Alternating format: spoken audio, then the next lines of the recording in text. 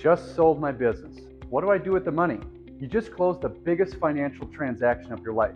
And the thing almost nobody tells you is the work isn't done. It's just starting. By the end of this, you'll know the 4 things that actually matter in the months after a business sale and the mistakes that tend to happen when people skip them.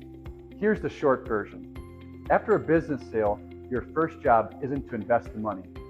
It's to understand exactly what you have left, what you owe in taxes, and what kind of life you're actually building next. That's the order, and most people get it backwards. The wire hits your account and it feels like the finish line, but it isn't. Depending on how the deal was structured, asset sale versus stock sale, installment notes, QSBS eligibility, charitable giving vehicles, your actual tax liability could vary by hundreds of thousands of dollars. Some of that may have been withheld at closing. Some won't be due until April. Some might be avoidable with the right structure if you move quickly enough.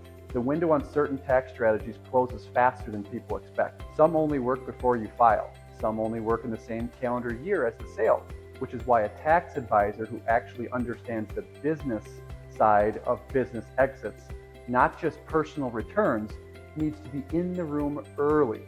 This isn't a get around to it item, it's the first call. You're going to be approached by a lot of people with a lot of ideas about where your money should go.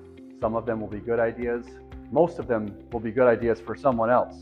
Here's the thing about a liquidity event. It doesn't automatically make every asset class appropriate for you. Your timeline, your income needs in retirement, your existing assets, your estate situation, those all change what the right portfolio looks like. And none of that gets figured out in a pitch meeting. The money doesn't expire. You don't have to deploy it in 90 days. A short-term parking strategy, such as T-bills, a high-yield cash position, buys you time to make the right long-term decisions instead of the reactive ones. The analogy I use is this. Sitting on cash briefly while you get a real plan together isn't losing. It's not playing poker with a hand that you haven't seen yet. You've probably spent the last 10 or 20 years with most of your net worth tied up in one thing, the business. That changes overnight. Now you're making decisions about how to replace the income the business was generating, how to position assets across taxable and tax-deferred accounts, whether your estate documents still reflect what you actually want, because a $2 million estate plan and a $12 million estate plan are not the same document. This is the moment when all the things that were easy to defer, the estate plan that's 10 years old, the life insurance you kept just in case, the retirement accounts that were almost irrelevant compared to the business equity. All of it needs to be looked at together, not sequentially, together, because the decisions interact. What you do with your taxable portfolio affects your RMDs later. How you structure income now affects Medicare premiums in retirement. What goes into a trust affects how the estate gets distributed. These aren't separate conversations. The last one is less financial and more honest. A lot of business owners get to the other side of a sale and realize they don't have an answer to what now.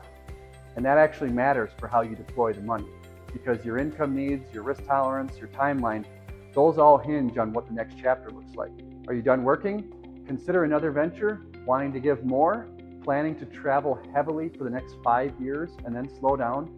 These aren't lifestyle questions. They're inputs into a financial plan.